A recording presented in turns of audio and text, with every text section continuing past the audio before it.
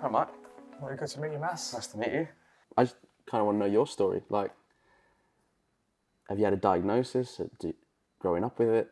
You touch maybe on after your football career and stuff like that? My diagnosis came from my own son's kind of struggling at school, and we went down that route of exploring what was going on, and he got his diagnosis. That's where it kind of started for me.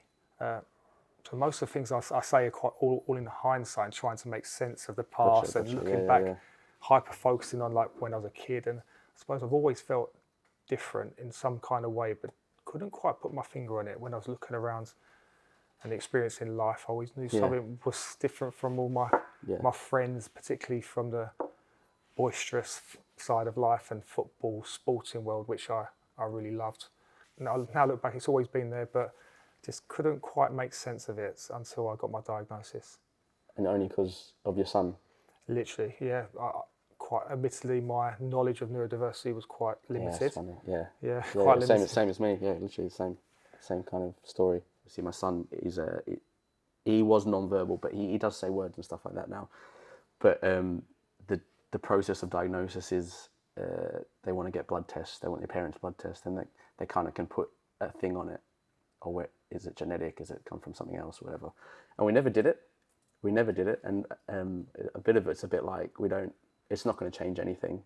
But you saying that now kind of makes me think like, oh, maybe it is something that we should try and see, you know, if it's from us or if it's in my family or whatever it is.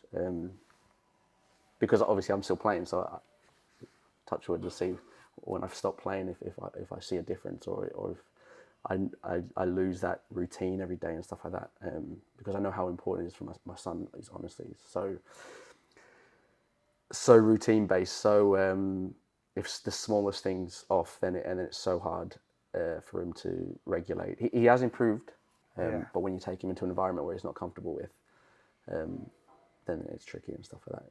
I think this is why I'm really, really passionate about doing what I'm doing now in terms of using my footballing platform and my lived experience within football to kind of spread awareness, because it's just so apparent that we all kind of maybe have heard of ADHD and autism, but the kind of understanding of what it really means, like the spectrum of the conditions, and that's really understandable because it's all internal, isn't it? You might see externally at one end of the spectrum, but there's such a broad spectrum. And that's why I believe there's so much more diagnosis happening, because the understanding awareness is so much more now, and there's more. It's like with the blood loads test. Better. Even from when my son, he's only 9 now, but from when it started, okay, we kind of thought something was up at around age 2, but 6 years later is now.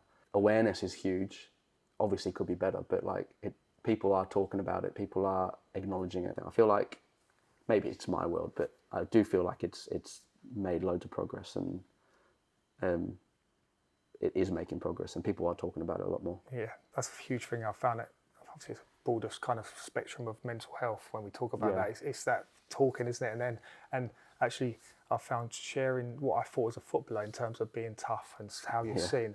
Actually, I've noticed people have connected with me much more when I've shown my vulnerability and been honest and shown this side of me.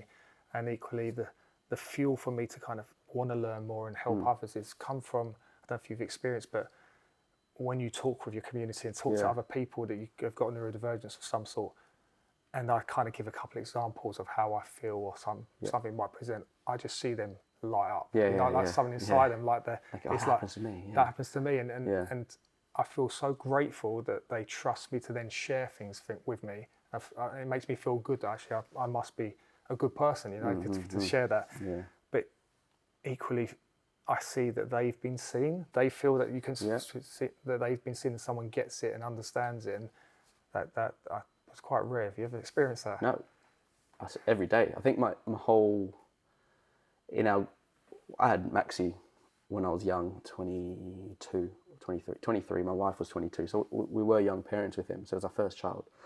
So imagine your first child, and we're young. A lot of our group are, to be fair, a lot of our friends are late 30s, early 40s, and that's kind of our group. And I feel like I'm looking for them for help because they're older and they're not even more experienced, but more knowledgeable in the world, and they've lived it a little bit more than I have. But equally, they're relying on me to share my stories because although we're in the same spectrum, it's like they're so different. Like every kid's so different. Every kid has so many different challenges. But yeah, I do see it in their eyes when they share a story and they go, yeah, thank God it's not just me. Or thank God I struggle with airports, or thank God I can't take him to a restaurant, or stuff like that. And yeah, so it is nice. It is nice to be a little bit of a relief for someone, just to get off their chest and stuff like that. I've kind of really become aware that neurodivergence, whether it's autism, dyslexia, ADHD for me, it is unique to every individual. You know, like we're all different. We've all got different life experiences. So I think a lot of kind of people don't explore that route, or there's misunderstandings or stereotypes or stigmas, because people think it's almost like, and for me, like a one size fits all, that word is what it is, but I've found it's not at all. It's unique to every single individual. Literally. And literally it is. Yeah. And I even find myself trying to think, oh, what would I do with their son? And I think like, oh no, I wouldn't be letting him do that. I wouldn't do that. But then you think, oh, it's so easy to say. It's so easy just to go, why is he doing that? Or if he's not happy here, I don't know. I just always check myself a little bit and like think, oh, I'm in it every day, and I still find myself sort of not being as aware as I could be of the kids, and then I sort of have to check myself. My wife checks me a little bit, and then I'm like, oh yeah, you know what, you're right. And they must have we have a hard, they must have it even harder or different. So I get it. Yeah, I think that's helpful for people who may be watching it to understand that it's not in a box. It's not one size fits all, and it can also have knock-on effects, can't it, into life of, I don't know, for me personally, it was self-esteem, how I saw myself, how I compared to others constantly, how I was people-pleasing. I'd become different characters to kind of fit in different places for me personally. Do you have any like techniques or like routines or management systems that you use for your son? Everywhere I've been in my career, so I was at Ipswich before this, and I would travel most days from Bromley, purely because I didn't want to take him out of his comfort zone and stuff like that. He's got his support here, he's got his school here. Not even just for him, but even us and my wife, we've got our own community here, so we don't want to move. Before that, I was at Borough and Sheffield Wednesday, and again, I didn't move. I kept him in his spot. But I did find, like, us four and my little girl, us four together is when he's like happiest. And then if there is moments where you see him acting in a certain way, we just take him out of the room, go for a walk. He's a very sensory seeking kid, so he'll have to take himself off, flick, do bounce, like just move around and get what he needs to get something out, and then he'll come back and do his work or do his assignment or something, whatever they ask him to do. But yeah, he has frequent like movement breaks and stuff like that, which help. The big thing is, as he's gotten older, he's learned what can calm himself down. So he might take himself out of the situation at home more. He might go have a bath. Water really relaxes him. Or he'll go up into his bed and just get under the covers, and he's got a heavy blanket and stuff like that. So a lot of sensory things that really calm him down. It's so brilliant what you're saying. I'm feeling like that because it's so what I'm kind of experiencing now, learning about as well. Yeah. So in football, I had all of that kind of things you mentioned, like bouncing, movement, a little break, and that would manage my neurodiversity that I didn't know about.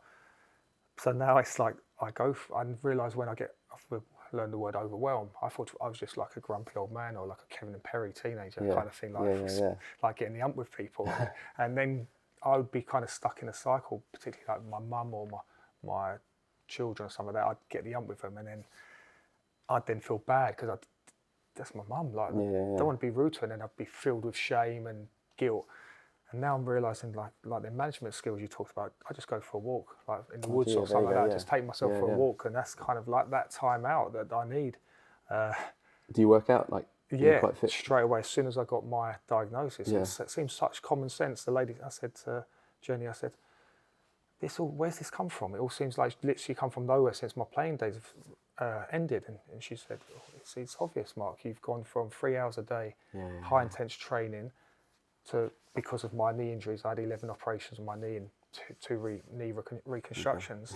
I'm limited to what I can do, so straight away I started exercising daily. So I almost like make it a priority of my day, and then structure my day around things that I enjoy.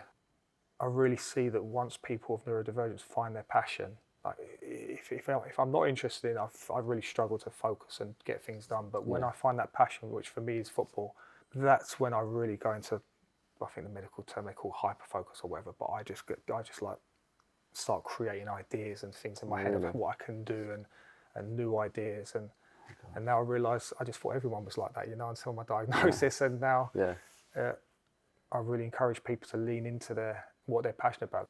How's your understanding or communication or patience kind of with your journey with your son? Has that improved or? It's hard. It's hard because he can't communicate to us how he feels, or what for a long time what he wants or what's annoying him. It's like it has been really tough. But my wife is like so patient. Nothing seems to bother her anymore. Whereas I'm a bit like almost try and treat him as normal as I can with a little bit of leniency, if that makes sense. But yeah, we do say we are harder on him than probably what we should be, but we are hard on him, or we were hard on him, and it sort of has had its benefits. It's been hard because there's no right or wrong way to parent. For us it was new, and yeah, I think it's made us a little bit more relaxed, and just probably rather than get something done within a minute, we're taking 5 minutes, we're taking 10 minutes, or we're getting up early to get everyone ready and stuff like that. So a lot more planning is involved in our parenting, a lot more patience, but we still try and be firm when we can, if that makes sense. Yeah, it's really interesting because what you were saying there with Mike, I'm 43 years old and I've just been diagnosed, so that kind of patience with yourself is a thing, and that kind of really kind of made me aware of not a lack of understanding or knowledge out there what kind of neurodiversity is, but how difficult it can be to see, because you can't see it, can you? You can't see the way other people's minds are thinking, and the beauty of the world is that we are all different. Like diversity across all topics is amazing. So this is why this is just part of that.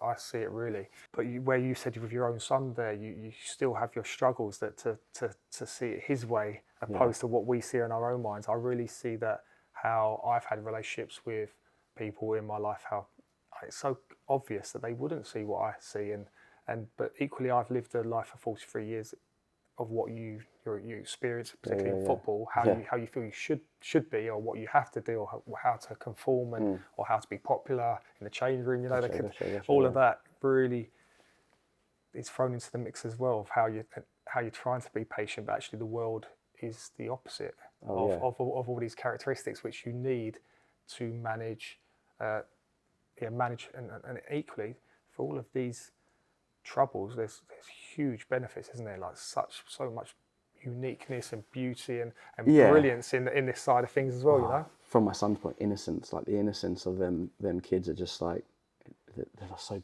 pure. Like, you know what I mean? Like whatever their thoughts are, is just said. Honest.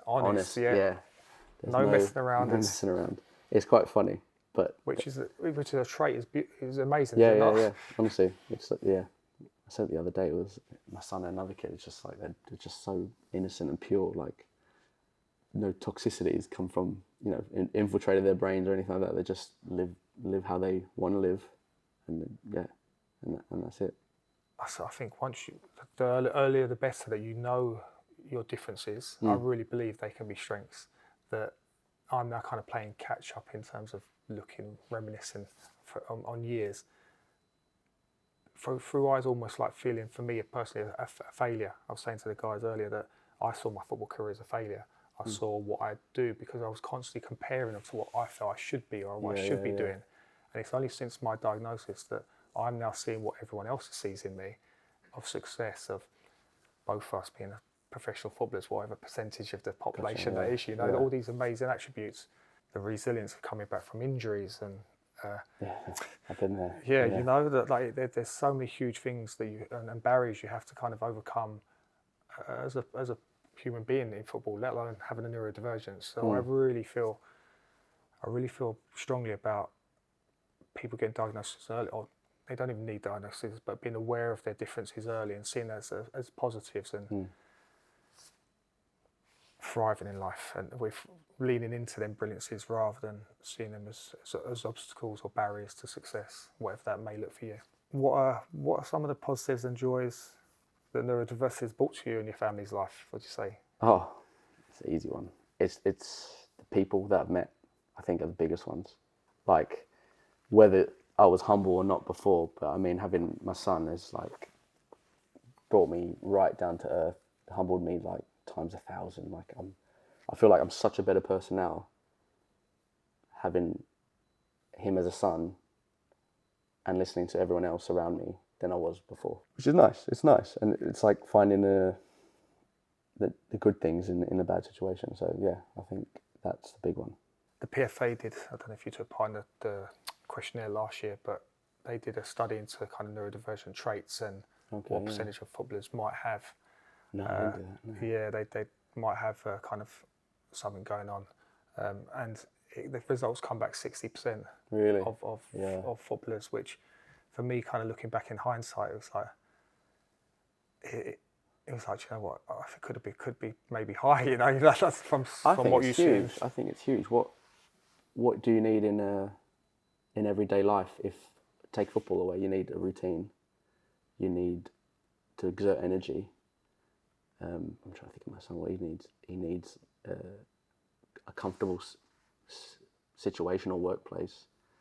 I think being a footballer, you've got that from when you were like 8 or whenever you start. If you come through an academy, you've had that for such a long time.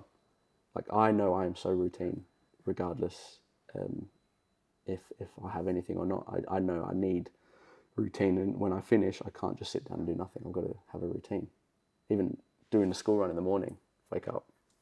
I know the routine benefits my son, but also benefits us, because otherwise we wouldn't get on with our day. And I hate being late as well, so I need a routine to make sure everything moves smoothly right up until the day that the time I drop them off. Then I go to work, go to training, come back, do the school run again. What about the kind of I don't know if you have them at all, like rituals or routines that you need to do like the day before a game or leading up to the game? Because I look back at my career when I was here at Millwall, and I was very routine led in terms of like almost like not confident. My fuel was not confidence in myself. It was that I had to have that routine leading to a game, certain time going to bed. Gotcha, I had to kind of like have the pre-match at exactly a certain time. All this stuff was looking back, it was quite pressurising. So that's why I think within football, understanding of maybe a difference, or maybe you've got a neurodiversity or not, that actually there's better ways to manage things rather than that kind of almost pressure on that you have to abide by that routine, or it means you're already kind of set up for failure. I've played with some people who are right up there, that like it's religious almost, and they have to do it otherwise. And almost you talking to people in the dressing room and you can see them not really want to talk to you because they're trying to get in their routine. I just leave them. The younger lads probably don't recognise it as much, but or they're probably in their own heads as well. Yeah. You know what I mean? Yeah, that hyper focus. They're there to do the job, and if anyone's disturbs them, they're almost like get frustrated, because that's what they're trying to achieve for whatever they need to do to be ready for that game. I struggled with change. You said about change with your son. Looking back, I struggled with change. So I had a couple of times to move to clubs when I was at Millwall, when I was young in the Championship and doing quite well. And I really recognised change as being an issue in my life for long. Obviously, a move like you've experienced with your moves, it's quite an upheaval. There's a lot to consider. It's an uncertain time. Families, partners, all of it. It's not kind of a smooth kind of transition anyway. But for me, I got flown to Scotland for a month's loan, and the next 2 games were Rangers away and Celtic away. And I remember just wanting to get back on that plane and get back to my comfortable surroundings. And so looking back at it now, it's almost like that was obviously there was something else going on at that time, because if I kind of didn't have my neurodivergent brain, I would, or I had a better understanding of it, I would have been able to assess the situation, thinking, oh, this could lead to more money, this could lead to more success in football. Yeah, it's going to be a bit uncertain, but actually the positives outweigh the negatives. And I didn't quite understand it, but looking back now, I really see how my ADHD and autistic traits played out in my career and decisions, and not being able to say the bigger picture equally. You don't know it at the time. You probably wouldn't know it at the time anyway, even if you were diagnosed. It would just affect your... Yeah, it would just probably affect your decision making anyway, and unless you take a step back, I don't think it would have affected your decision making. I think you would have been the same, and you probably would. Yeah, you wouldn't look back at it, but yeah, it's hard. It's hard looking back at things, because then you think, oh, was it because of that? Was it other reasons? And yeah, you never really know. And I suppose for the players still playing, or players who are coming into the professional game through the academies, what's your opinion on? I really feel that understanding of themselves, because the game is evolving all the time, isn't it? Managers want to get the best out of their players, whether they're neurodivergent or not. They want to know more about players to get the best out of them for themselves, the teams. What do you feel about the kind of letting players, because there is going to be players who have got neurodiversities coming through into the game. That's kind of 1 in 5 people nowadays have got something. I really feel it can be a huge strength. So what's your feelings on kind of players becoming more aware earlier, so they can almost like tap into that kind of differences as uniqueness and strengths? I just don't think they think that there is anything. You know what I mean? I think only unless you start to speak to someone like you, and then they can relate a little bit. Hold on, that sounds a lot like me. Before they start going, oh, I need to probably just assess something or do something like that. They're not even thinking about that stuff. I think they're a long way off that, because it's so the pressure of performing every day, or the pressure of making it is so big. I really feel the game can move on, and I know there's pressures in the changing rooms, but the more talk, and this is why I'm doing this, the more talk, the more awareness and discussion that actually people can understand. It's literally, it's just a different way of thinking. It's just a different, that's all our brains are the same, but it's a different way of thinking. I think the coaches will play a big part, because if they know something or suspect one of the boys, they'll approach dealing with them a little bit differently than the other lads, or trying to get the best out of them in another way. They do that now to an extent, but like more focused on a boy with ADHD or a boy with autism or something like that.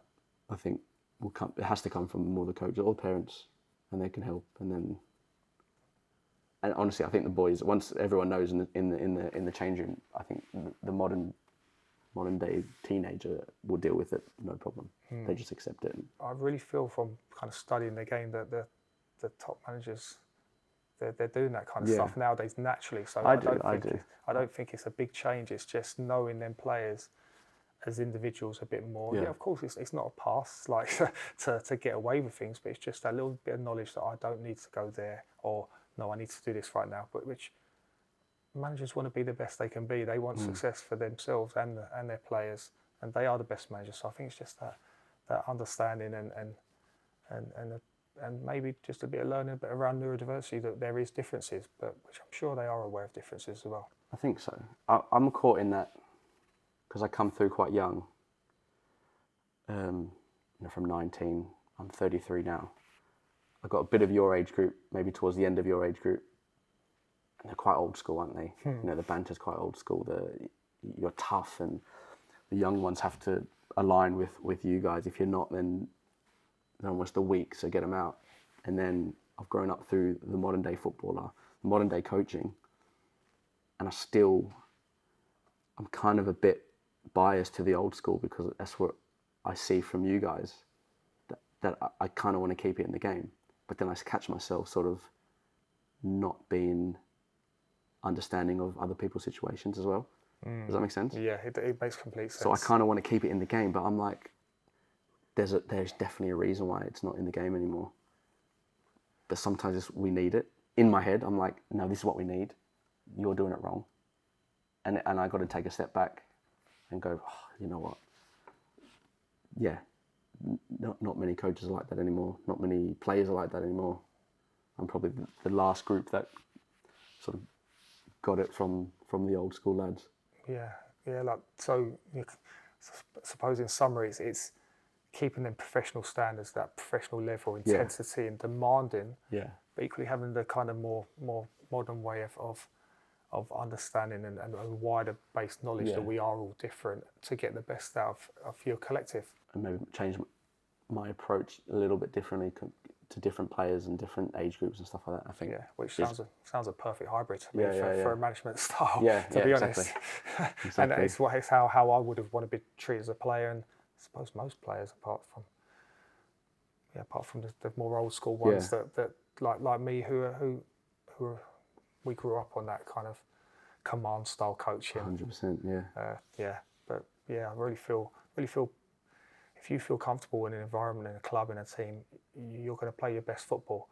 And this is just part of humans' differences. Gotcha, yeah.